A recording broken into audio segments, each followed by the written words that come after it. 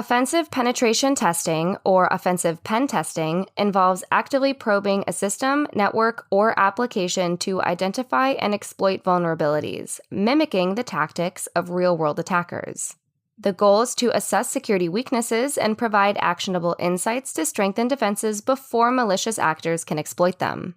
Bishop Fox is a private professional services firm focused on offensive security testing. Mark Goodwin is the Director of Operations at Bishop Fox, and he was previously an officer in the U.S. Air Force where he did cyberspace operations. Mark joins the podcast with Gregor Vand to talk about Bishop Fox and the future of offensive pen testing. Gregor Vand is a security-focused technologist and is the founder and CTO of MailPass. Previously, Gregor was a CTO across cybersecurity, cyber insurance, and general software engineering companies. He has been based in Asia-Pacific for almost a decade and can be found via his profile at vand.hk.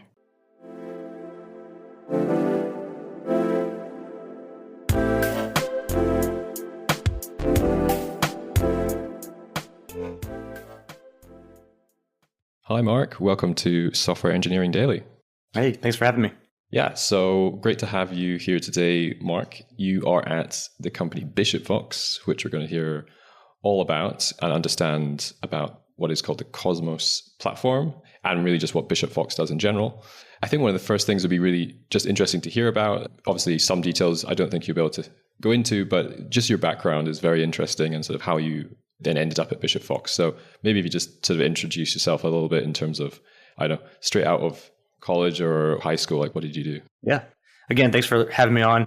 My name's Mark. I've been with Bishop Fox for 4.5 years. I graduated college back in 2012, 2013. Immediately went into the Air Force to be an active duty officer where got to do offensive cyberspace operations. So a lot of late nights, a lot of long days, and learned a lot about threat posture. How do we go after hard targets in ways that keep the toolkit safe, keep the platform safe, and go after nation state objectives. So did that for 6.5 years. And at the end of my time in the Air Force, started applying, and Bishop Fox was starting this new service called Cosmos. And it was all about continuous offensive security at scale. And, definitely very exciting, I consider it the future of offensive pen testing, to be able to stay up with nation state actors, follow emerging threats, and identify attack surface that customers may not know about. So like I said, I joined Bishop Fox in March of 2020, started as a senior analyst running the analyst team, which is all about discovering attack surface.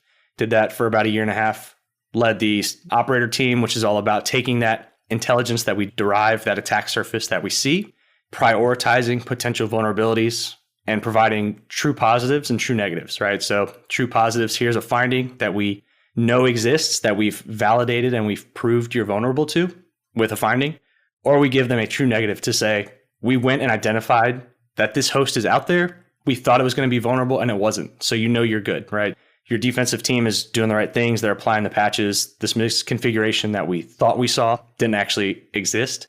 So we're able to provide that safety blanket to say, even if you're not getting findings, you should be getting something to say, we're looking at your attack surface and we don't see anything. Yeah, super interesting.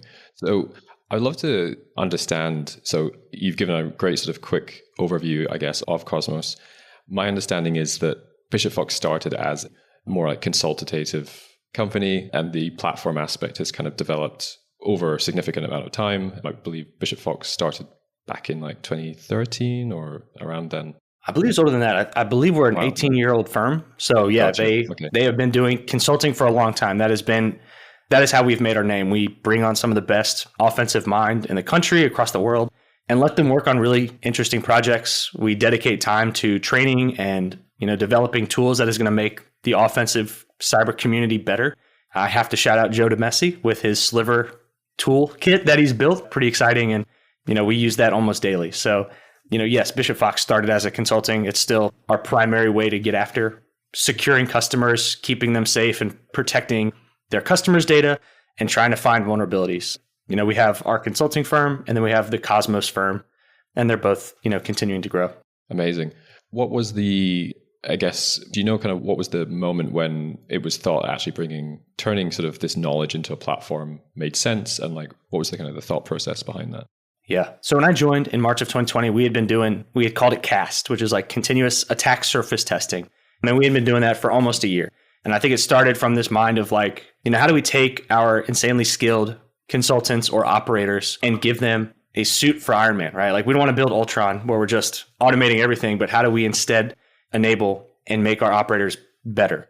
And so that was kind of the driving force. So it's on our very old documentation that, from the way back times, we have that, we're not building Ultron, we're building Iron Man, to propel us forward.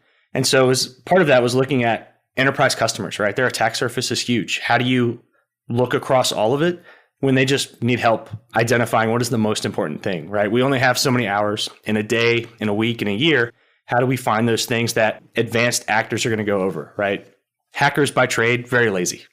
We know that if we can take the knowledge of, 10 operators or 10 consultants, consolidate that data, make it easily attainable, take off some of the scanning that like every external pen test starts with. What if we instead offload that to automation? So it is on a weekend or, smart scanning as we identify new targets, it gets scanned and then it prepares that data for us. So I'm not wasting cycles waiting for a scan result to return. Instead, that data is there ready for me. And then when I go to pick up the work, because we've had 5 other super sharp consultants or operators do a similar investigation, we get a jump start on what we're looking at. Yeah, so I think this is where it gets super interesting. So my understanding is the platform has like 3 parts to it. So you've got the automated attack surface, you've got the automated application pen testing, and then there's this, understand, also automated internal testing and pen testing. Is that correct? Right now, we're not at the automated internal pen testing yet. That's definitely on the roadmap, though. How do we do that smartly? How do we make sure that we drop into a right location? And again, it's for Cosmos, the entire point is scalability, right? I need to be able to do this on 5 targets, 500 targets, or 5,000, and way beyond that, right? So right now, the main focus is that web app pen testing, doing the research on customers' attack surface. We know it makes up the majority of their attack surface, right? There's going to be SSH and FTP services out there that may be vulnerable, and we're going after those. But most of a company's attack surface is going to be web-based. So that's what we spent the first, 4 years really focusing in on, making sure that we can automate what we should, right? Like, hey, this is an exposure. You need to go fix this. Preparing the work for the team of, hey, we've identified that there's a version mismatch or there's a potential SQL injection here. We're not going to throw that. We want to keep that to be a human decision, right? Because at the end of the day, the last thing we want to do is knock over customer infrastructure, right? Like that's one of the worst things that could happen. So using this insight, using this, prioritized attacking, we're able to say like, hey, we're going to automate these things that we don't care about. You need to fix it, right? Directory listing is something that you should not have. Like that's not a good configuration because of the potential to put something sensitive there. But we don't necessarily have to go look at that, right? We can build automations that will look for directory listings, tell you about it, and then look for things that were exposed and identify like, was there something sensitive here that needs follow-on work? So, continuous web app pen testing is what we're started on. Continuous external pen testing is kind of that next thing of, all right, now that we've got web app pretty much locked in, now that we know what we're looking for, how do we look for other services, SQL and other endpoints that may be a little sketch to be out there? How do we start targeting those and take care of those? So when it comes to the automated pen testing, and I might just sidebar for a second. I mean, this is what could also be classed as effectively automated red teaming. Is that a good way to think about it? Or I think it's definitely nuanced. I think there are some portions that could be considered that. When I think of red teaming, again, with the background that I have coming from the military, I always think of red teaming as this like, very high stakes. I need to move silently. I need to, I'm competing against that blue team, right? If I'm a red team, I'm competing against the blue team. I don't want to get caught. So a red team will have to operate and act and make different OPSEC decisions, right? For our continuous external pen testing, for our continuous web app pen testing, I hope you find me. Like that would be a good thing, right? Like if you have smart filtering or smart logging to say like, hey, we see this thing, this isn't good, drop those packets, like that's a win for you. So that's kind of the nuance I would say. But the methodology is still there, right? Like I want to be safe. I want to make sure we're not knocking over infrastructure. I want to, make sure that we can get the data that we need out without causing logging to occur because it makes our job easier. Yeah, I think that's a good nuance. I mean, some of our listeners, whilst very technical, security is probably not something they actually have had to touch a lot. So yeah, the sort of term of red and blue teams, red being the offensive and blue being the defensive. And I believe there's even at this point now purple teaming, which is... Yes, there's purple teaming where, the blue teams come together like, hey, we want to see if we can identify this attack patterns, right? The offensive landscape is huge. You're not only competing against white hat or even gray hat, security researchers, you have black hat actors out there that are willing to cause harm and willing to ransomware is on the rise and at an all-time high, right? So purple team is this way to address that, where you take red team folks and say, run your playbooks with us, right? Tell us when you're going to launch an attack so that we can look at our logging and figure out, do we have these systems in place to catch that? So yeah, sorry about the nuance, right? Red teaming to me is a very specific subset of offense, but I would say everything that we're doing is on that red team offensive side. No, that's great. I think it's really good to be able to explain these, as you say, it is nuanced. So I'm just kind of interested to understand maybe more, how did Cosmos evolve? So, it's Cosmos, I think you said it's now been in, production for 4 to maybe 5 years. Yes, sir. Correct? Yeah. Could you just walk us through almost, year by year, if that's possible? Where did it start and what was added and why? Because I'm just super curious how you take sort of this human process and then decide what and when that's going to get automated and brought into this platform. So yeah, if you could walk us through that. Yeah, it's an ever-changing process. I know, since being here in 2020, what we do now is not vastly different, but it is significantly different than what we did, back then. When I joined the team in 2020, we're operating out of just the goods, right? We're only going to provide findings for things that are highs or critical severities, right? This is the pull in your folks, they don't get to take a weekend, they have to fix this now. Everything else was a notification of, hey, you should probably fix this. And as we continue to work with customers, we realize there is a wider range of severities, right? It goes from informational all the way up to critical for a reason. So around 2021 or early 2022, we started reporting low to critical. We still don't do the informationals just because there's so much noise associated with that. And again, Cosmos is all about the validated findings. If we're writing you something, it's something you actually need to go take a look at. So after about being here for around a year, we started reporting these low to criticals. And so that was more work coming in as we were getting more customers. And that's where we started looking at, all right, how do we identify those vulnerability types that we should automate? Does it really bring value? I gave this example earlier, but does it bring value for me to look at a directory listing and say yep, there's folders in there with files, right? That doesn't really always equate to something good, especially if it's something that is relatively benign, like a CSS folder, right? Very rarely is there ever going to be anything sensitive in there, but you do need to be aware of it so you can fix it in case, you have an intern or even somebody super senior that goes to drag and drop and puts it in the wrong folder, right? There has been findings that we've reported where hey, we found passwords in a docs folder, right? That's not good. You need to make sure you don't do that. So those become 2 findings. And so it really became, out of survival and scalability, what do we need to automate? And so it is those these low level, medium level of this is an exposure that you need to fix. This is a system configuration problem. And we're going to save that harder follow-on work for the operator cycles, right? We let our analysts make sure the target's in scope. And then our operator will do the work to make sure that hey, here's the full business impact of what we found in these files. As we continue to grow, around 2022, we started automating subdomain takeovers. Again, this is one of those vulnerability types that doesn't take a lot of time, but a customer lifecycle with Cosmos, you get onboarded into the platform. My analyst team goes out and identifies all of your attack surface that they can find, right? They use open source intelligence. They use publicly identifiable information to figure out all right, this person is in your org. This person has registered this domain through whois information. So we believe this domain follows.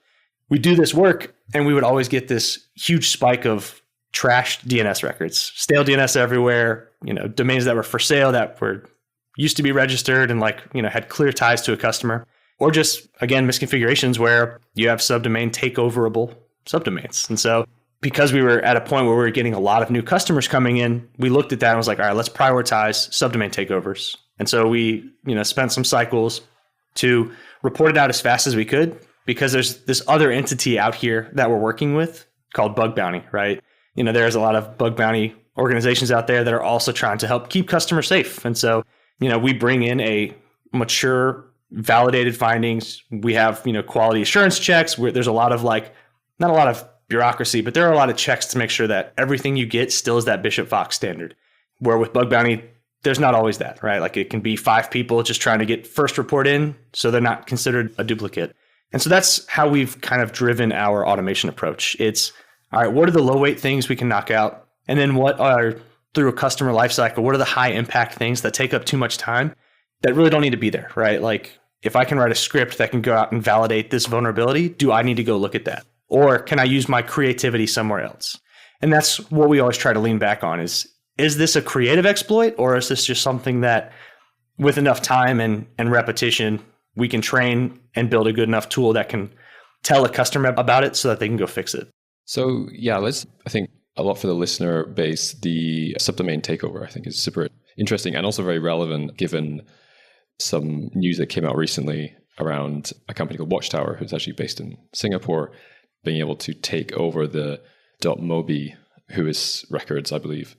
Can you elaborate on why was subdomain takeover so important for Cosmos to focus on, and what does that even mean, and what can someone do if that is brought into effect, I guess? Yeah. It's not the first order, it's the second order effect, right? You know, if I was hosting something clients.example.com and then for whatever reason I misconfigured or the application, like the hosting provider that I was using lapsed and that clients.example.com instead gets hijacked or taken over by somebody else, it can now become a phishing angle or, you know, a way to like harvest credentials from customers that are trying to log in. And so it's bad in that, you know, it hurts it would hurt our customers like public perception and making sure that like we're keeping our customers safe, right? We try to approach it from that angle. But when we talk about, I guess, subdomain takeover, I guess, is there a reason why the subdomain is more vulnerable? Or say this subdomain, but you know, if you have access to the DNS of a domain, then you can just create whichever subdomains you choose. So are we talking about both like effectively domain takeover and subdomain takeover, or how does that look? That's a great call out. So it's both, right? Like, you know, Azure subdomain takeovers, you're not going to be able to take over a domain that points back to an Azure. But if they misconfigure their Azure instance, then it would be possible, right? Given that the right things appear when you do a dig, you're able to investigate like, all right, this is vulnerable because of the configuration that they have. And then you can do work through the API gateway to take it over, right? There are other, you know, applications where you go out and it's a third party that you're hosting on. And if the third party is vulnerable or you didn't complete a setup, you know, Shopify is a great example, right? Like if you don't complete a Shopify setup, you're able to come in there and scoop it up. And now that's your subdomain. Congratulations. So there's a lot of examples out there and they kind of run the gamut of, yes, they are harder because you actually need the domain. And that's why we also report on like, hey, this domain is for sale, right? Like it used to belong to you. It would make sense that either you make it very clear that it no longer belongs to you, or you go out and you purchase it just defensively. There's a subset of offensive security called like brand protection. That's not something my team does, but our customers ask us about it. And we try to lean in and help where we can. But because it's like more defensively focused, we don't do it. But we're able to say like, hey, you know, the common things to look for are typos, squatting, you know, off by one character, those kind of issues. Yeah, that's a very good way to explain that. So when we think about, you know, you mentioned having enterprise customers, and yeah, if you go on, you know, bishopfox.com, you can see a whole bunch of names there. How do you approach that when it comes to like companies with such large attack surfaces? You know, whether you maybe want to bring out any examples that you can, or just sort of talk at high level about a sort of industry. You know, I've worked on attack surface, but I'd say probably this was attack surface of fairly small companies. So, you know, I mean, maybe the largest I think I worked on was Singapore Airlines. And, you know, it was large-ish, but I wouldn't say, I think for probably the kind of cases that you work on, it was what would be defined as large, actually. And, you know, we did find a couple of interesting things, like tons of staging sites and that kind of thing. And to your point, you know, it's not that critical, but there were various things where you sort of said, look, if someone is looking for as much information as possible to try and say spoof being Singapore Airlines, like they've got a ton of resources now, so you might want to just like lock that one up. So yeah, talk to me about like maybe some of your largest attack surfaces and kind of what were the actually, because I think Bishop Fox talks about sort of the needle versus the haystack. You know, we find the needle, not the haystack. What were some of the needles, I guess, in enterprise? Yeah, that's a great question. You know, our largest attack surfaces are 6 to 7 digit targets, right? So that is a scheme, IP or domain, and then a port, right? So HTTP on a example.com and then HTTPS example.com on 443. That would be 2 targets. So we look at it as a whole though, because we've seen through investigation and the reporting that we've done that, port 80 and 443 may serve up different information. And so we want to take that unique approach to each one of them. The way that we find that needle in the haystack goes all the way back to my analyst team. So they are the ones that are tasked with identifying attack surface, right? So we do this breadth first, and then we go depth. We start with breadth of customer A has a lot of subsidiaries. So let's go out and identify each one of those. We use things like SEC filings if it's a US-based company. If it's not, we get to research like, all right, how does Germany do their filings for like what customer owns different companies? And so it's a lot of, fun investigative work there to figure out, this customer that has the service actually has 10 other companies underneath it. And so we do this iterative approach until we get to the point where like, all right, we've identified all of the main companies that they would own that have a domain. From there, we start using reverse whois information to figure out like, all right, this company generally uses these email addresses, or they have this as their org name or their tech name. And we're able to just search back through current information as well as historical information to figure out like, all right, did they have these domains and then they privacy protected them? We're going to bring those in and have a conversation with the customer to say like, we found these, are they still active? Because they're private and we don't want to include them if they're not yours. But if they are yours, we do want to include them. So we try to get that whole approach of, we call it domain-based investigations, right? Like we're going to go out and, yes, we're going to cover your CIDR blocks. We're going to research ASN filings and make sure that like we're grabbing /24s or /20s and bring those into the platform. But we really want to make sure that we're identifying your domains because that's, again, how most of the things talk to each other on the internet. From there, we're going to do subdomain enumeration with lots of different tools. The cybersecurity community is not shy when it comes to creating a tool and throwing it out there. And then we get to go through and figure out like, is this useful? Or is there, a nugget in here that's good that we can take and make better? And in some instances, we'll go back and do a pull request to help the community. And in other instances, like, we've built a lot of things in-house that, hey, this works really well. And we're going to do this for our service to give back to our customers to make sure that we're finding as much as we can. We let the platform help with, reachability checks, resolving checks. So we never cut off a target too soon, right? Like we give a target several chances to become validated and become something that we look at. So it's a really long-winded way of saying we do a lot of prep work to build out a haystack that is less haystack and more needles, right? Like I know if I'm looking at something, it's definitely theirs. And then from there, I leverage my T team. They're like my threat enablement team. And they create scanning engines. They create, things that we're going to go look for that are threat informed. We use the CISA known exploitable vulnerabilities list, right? Like that is one of our driving forces because customers care about that, right? I may not care about this thing that a security researcher found because it's probably not going to be out there, but I know that my C-suite or my senior executives are going to be asking about these things. And so again, we always want to partner with the customer, meet them where they are, get those baseline things taken care of. And then we can start working on, oh, and by the way, here's this, and here's this, and here's this. And we continue to get better that way. So it really goes back to, good attack surface discovery and then looking for the right things so that when the operators pick it up, they're guaranteed to have a needle. That makes a lot of sense. I mean, when it comes to the, I guess, continuous aspect of this and sort of continuous, I'd almost like analogize with like being proactive versus reactive in the sense of you're able, in theory, to sort of, as it sounds, continuously understand the attack surface and I guess match that up with, especially with any newly declared vulnerabilities. How does that work? I mean, it must be a lot of, I'm just talking total layman terms here, but like a lot of filtering going on where you're like, we looked at this yesterday, so we're not going to look at it again today, or like, how does that work? Yeah, definitely. That is one of the hardest things that we've had to solve for. We say that keeping attack surface under control requires constant vigilance, right? Like it is a whole party team, right? We do that by my threat enablement team. They track emerging threats. And so again, we use the CISA KEV to help guide that. But we also look at things like Microsoft Patch Tuesdays. What are the things that they're reporting on that like may not be a news article yet, but it will be once other people start researching. And then, you brought up Watchtower earlier. They do some great write-ups. And so it is looking across the cybersecurity landscape to figure out like who else is doing really cool research. I know Bishop Fox, we frequently do blog posts of like, hey, I have to shout out the capability development team. They're awesome. They're always researching those next things. And so we really try to leverage what they're finding as well as what other researchers are putting out there to figure out like, even if there's not a proof of concept and an exploit to go with it, what are the versions that we need to identify? What are the things that we need to tell customers about?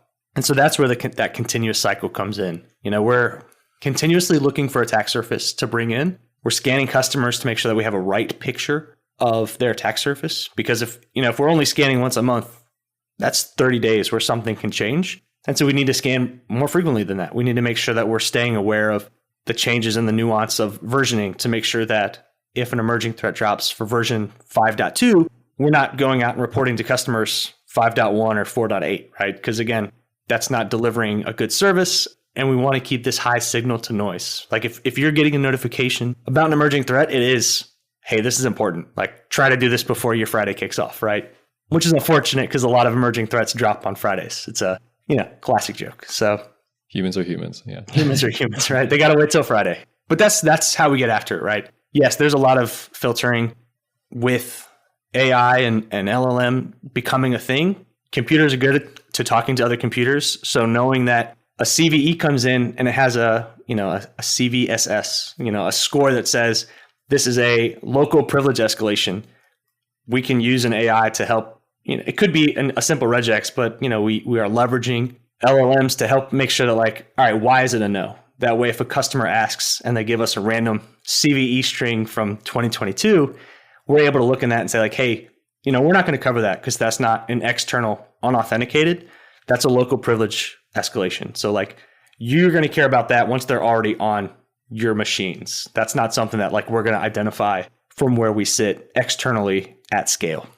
And I think there's mention of sort of like a live collaboration feature on the platform. And I think a lot of what you've just been speaking to, the client needs to be involved, to be able to, because I think quite a few things there you say, we know it's yours, but perhaps like, can you clarify XYZ? I'm, from my experience, like we had a scan done by someone on past company and they found, a Notion instance with the same name as our company, but it wasn't ours. But they absolutely thought it was ours. And that platform did sort of enable me to say, that is not ours. Like I can guarantee that. So is that what the collaboration aspect is of it? Yeah. So our platform allows customers to do that with or without us, right? Like they're able to say like through the platform, they're able to see their targets and they can say like, actually those things, they don't belong to us. And we're able to not scan those things and not report on those things. But we always tell our customers, hey, we work best from an informed perspective, right? Like if you want to get the most out of this service, lean in because we're here. We're here to help. Like we want to keep you safe.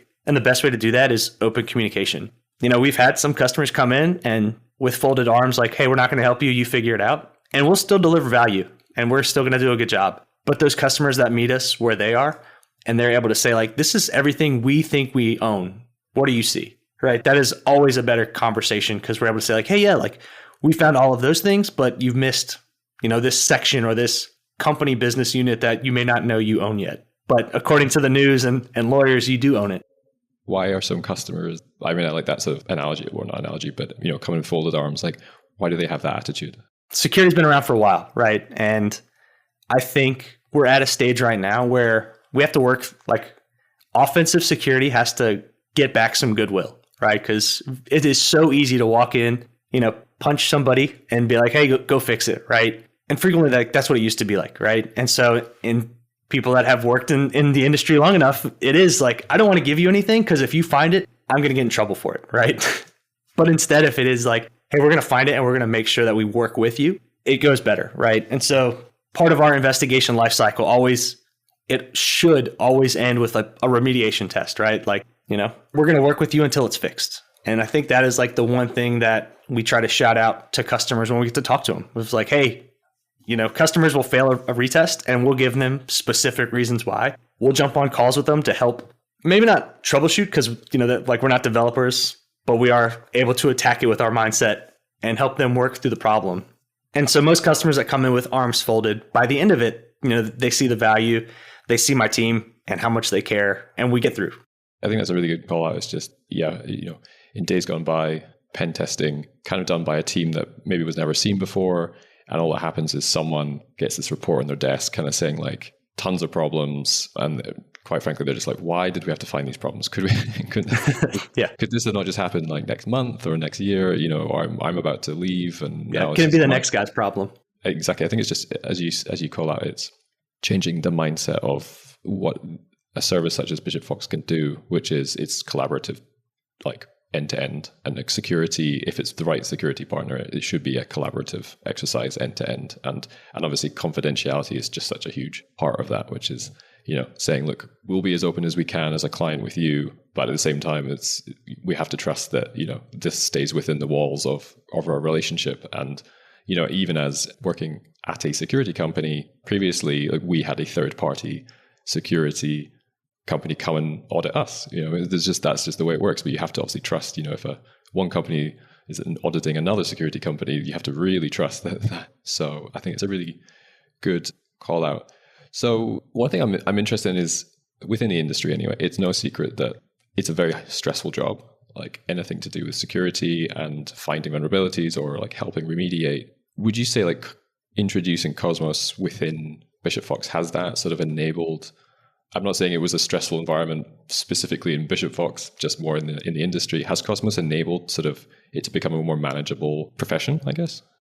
I think the short answer is yes, right? The long answer is always it depends. When you get attack surfaces for extremely large customers, you see the amount of work that exists, right? We call it our backlog, right? That's a pretty common name for the way to refer things, but to make sure it's always that added pressure of, did we prioritize all the vulnerabilities that we see? Because at the end of the day, because we're not a scanner and we're not fully automated and we want to keep that bar to tell a customer to go fix something, we want to go look at it, there's a backlog of work. And so it's the stress of the unknowns of like, I think we prioritized all these right. And I know that we're working in what we think is the most important thing, but what if, there's this random offshoot and there's actually a critical vulnerability that may be hidden as a low. And, the way that we approach that problem is like, all right, let's attack it from all sides, right? I have my operator teams going priority first, but then we also look at things that like, all right, what's our oldest potential flag? Like what's the oldest thing out there?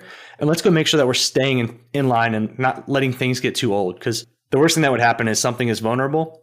There are passwords out there and then they take it down on accident, but then those passwords don't get rotated, right? Like that's still bad. So we want to make sure that we're attacking it from both angles. So that helps with the stress at night to know that, if it's not the most important thing, we're going to get it on the back end. And then we're going to be able to tell customers like, hey, we've identified this a while ago, but because of priority thresholds, we haven't found it, but now we did. And now we can work together to make sure that it is remediated. And we're able to give those timestamps to customers like, hey, if you are really that concerned, you can spin up an IR, an incident response, and make sure that like nobody beat us to it. But that is one of the things that we look at is, when we land remote code execution, we're looking to see, did anybody else beat us here? Because that is incredibly important because it helps build the picture for the customer of risk, but it also gives business impact, right? If I'm throwing an exploit that puts a file on disk and I get there and there's 20 other files, like, hey, you need to fix this like tomorrow. So that's how we approach it. Yeah, it's still stressful, but I think it is more manageable knowing that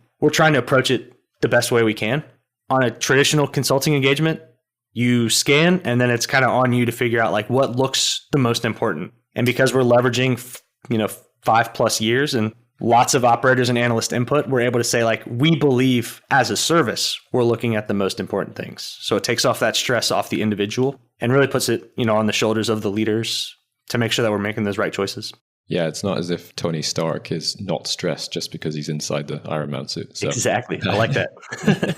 I think that's a good call out. I mean, technology will help. It will, at the same time, as you've called out, by now getting to almost have these sort of X-ray vision, that can lead to maybe more sort of thinking about what to prioritize, etc. And that can potentially just be it's just a different stress point potentially. Moving on just to kind of the final area before I just ask about some future things. Regulation and things like SOC 2. Like SOC 2's become so, dare I say, popular. You've got companies like Vanta who've made it, in theory, very, I wouldn't say easy to get SOC 2, but they have definitely streamlined the process big time. How has that sort of impacted Bishop Fox generally? Is that sort of been a great driver of business, or is that kind of actually been more of a problem to have to like think about how to adapt things like Cosmos to be in line with regulation drivers, or like just how's that sort of evolved? Yeah, that's a really good question. A driver for business, I don't know if I can speak to that. That might be more of my sales team's perspective on, is this driving them to help with customers that are SOC 2 compliant? I know for us, like the work that went into it to make sure that the Cosmos platform and all of the operators, analysts, and engineers, like that we are doing the right things. I know that was like good for us to make sure that, the common saying is like, everybody's building a plane as they're flying it. But I would say SOC 2, like it forces you to figure out like, hey, here are the non-negotiables and how do we make sure we're doing these right so that we can continue to fly and do the right things. So I don't know if that completely answers your question, but that's kind of my perspective on it, just with my limited interaction with the work that went into it. Yeah, no, for sure. So I think the internal aspect is very interesting because, again, perhaps it's not always clear to maybe non-security industry people that just because you are a security company doesn't automatically mean that you've got, SOC 2 or something. You should still go look and check. That is correct. It was a lot of paperwork, a lot of interviews, a lot of making sure that we followed best practices. Yes, exactly. I guess I was just also interested if with, let's just say, current clients, as opposed to sort of anything to do with driving new business, but with current clients, do you get questions to do with, well, if we don't fix this, does that make us uncompliant with SOC 2? Or is that, do you get those questions, or does that actually go to kind of, I guess, that would go to Vanta or something? I think those questions get driven internally by the customer's, infrastructure and IT teams. We're able to say this is a problem and, you have PII or PHI exposed. And so like, to me, that means you're already failing and you got to go fix that. And, some of it is like, they're just not aware that it's out there. None of our customers currently or historically have asked, hey, does this vulnerability or does this finding affect our SOC 2 compliance? Instead, it's just like, hey, how do we help take care of our customers' data? Yeah. Okay. Makes a lot of sense. So just kind of, I guess, looking ahead, what can you share about sort of where Cosmos is going? Like, what are you guys thinking about in terms of, when I talk about new features, I guess the customer kind of sees features like they have minus things, they have a UI that they interact with. But I mean, I imagine the development is kind of more like under the hood, and what you actually expose to the customers doesn't maybe always look new as such. So, but what can you share about that? Yeah, this is actually a really great question because we are at this precipice of moving off of our old Cosmos platform that has gotten us to where it is, or gotten us to where we are, right? It's successful. It's able to generate information that my team can pick up. We work the cases, we do that work, and we report it out to customers. Once we kind of launch into our next phase of our Cosmos evolution, there's going to be a lot more push for self-service for customers so that they can go out and take the data that my team has found and dissect it and look at it in different ways, in ways that make sense, where they're able to determine confidence values or why this asset exists in their endpoints. Like, why are you showing this to me? All of that confidence information is going to be made readily available to the customer so that they can self-service and figure out like, oh, this subsidiary, they're making it too easy for everyone to go out and find our assets. We're also it's kind of like two answers for reporting, right? So the Cosmos is kind of the portal and the service and everything that goes into it.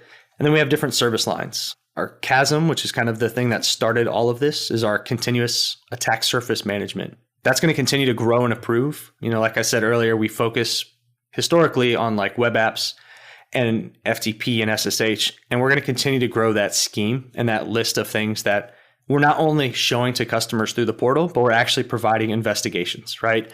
Hey, you've got anonymous login for this service that you should definitely turn off, right? We do that for FTP. We do that for other logins, but to make sure that we continue to grow that so that the Cosmos CASM service is kind of that, here's everything from a threat-informed perspective.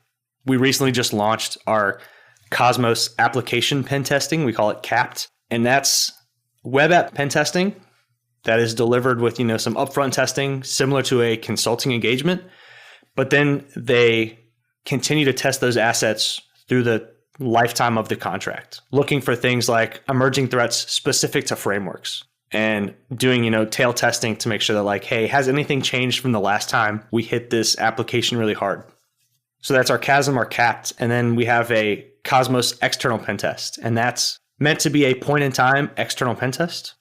similar to consulting, but delivered through our Cosmos platform, where we take everything that my analyst team on Chasm has found, and we've used that as the scoping. And so, the future of Cosmos is continuing to be operations-led discovery, relying on the customer to work with us and partner with us and provide feedback, but to continue to grow and improve, what we look for, what we report. And then there's a whole new world out there with AI and LLM of, how do you discover things faster? How do you help rip through SEC filings so that you can generate that subsidiary list faster with better confidence? Yeah, I think, we don't sort of have time to dive into, I guess, what could be done with LLMs and AI today on this one. But I think, you've mentioned it a couple of times today, which is a good call out, which is, effectively replacing things like regex with an LLM lookup. Now, obviously, from a cost perspective, that's expensive. But at the same time, in many areas, that's going to give much actually clearer data and be able to react kind of faster effectively than a regex. So it must be quite an exciting time for you guys, thinking about integrating those. 100%, yes. I'm very much looking forward to it. And then, I'd be remiss to say, as we continue to grow, I think emerging threats are going to be the thing that continues to set us apart and set continuous pen testing apart. How do you stay up to date and do what threat actors are doing? Not only with the old things that we know work, but also the new vulnerabilities and the new things that are dropping through either, white hat security researchers or, this APT got busted by a government and now that TTP, that tactic or technique is now available. How do you leverage that to keep customers safe? I think that's going to be super important as we continue to grow. Definitely. Well, just as we wrap up, I sometimes ask either two or one question more back to you yourself, Mark. So what do you know now that you would like to have told yourself when you were starting out in this industry? Ooh, man, that's tough. It's tough because I started as an officer, so many years ago where we were trained to lead and think a certain way. And a lot of that has done me well, but it's also good to know to be technical and to be able to work alongside some of the sharpest people I've ever met in my entire life. And so, something I would tell myself going back 15 years is embrace that hard training and know that it's worth it, because from my experience, those individual contributors will lean in and partner with you with a leader better if they're able to speak their language and understand the problem set that they're trying to solve. I've had a lot of leaders and managers in the past who, because they didn't understand the difficulty, would oversimplify the problem set. And I think that's something that leaders need to be aware of. And then, for individual contributors, it's continue to embrace the hard thing, because that's where you learn the most. I love that. I really like that. I can definitely side with, having not gone through any, I guess, military background myself, but was in a company that was started by US military operatives. And I think it was just having that mutual understanding is what would drive things forward very well. I don't come from a military background, but I understand a lot is learned there. Meanwhile, I come from a very technical background, and I hope that sort of a lot was learned on that side as well. And I think the sort of the collaboration, the combination was what made that work. So it was a great call out. Mark, thank you so much for coming on, giving up your time in an evening over in North Carolina today. I really appreciate it. Yes, sir. Thank you again for having me on, man. This was a blast. Yeah, thanks a lot, and we'll catch up soon, I hope. Yes, sir. Thank you.